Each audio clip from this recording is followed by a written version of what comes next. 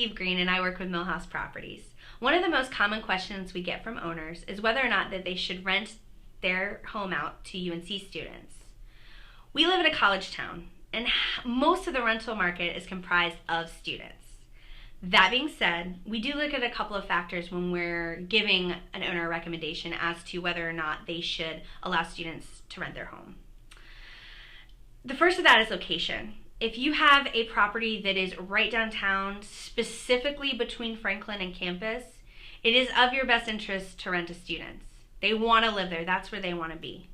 But if your property is further out in a neighborhood, a couple miles from campus, students don't necessarily want to live there. So it's not going to be a huge deal if you restrict your house to just professionals. Now, the other thing we look at is the type of property. If the property is a luxury condo or a single family home on several acres, it might be okay if you restrict the property just to professionals. Students may not want to live there.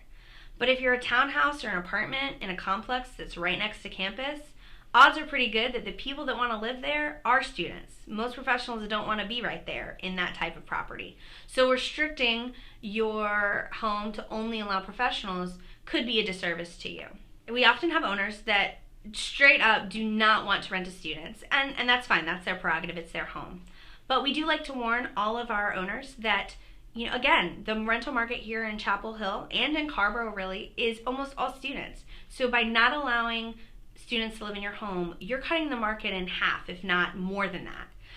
So that might actually affect on how quickly we're able to rent your home. A compromise we often suggest to owners is that if you really don't want to rent to students, but you're okay with professionals, open that a little bit up to grad students. A lot of grad students have been professionals. They're coming back into school to get another degree, and they might be a little bit more responsible with your home.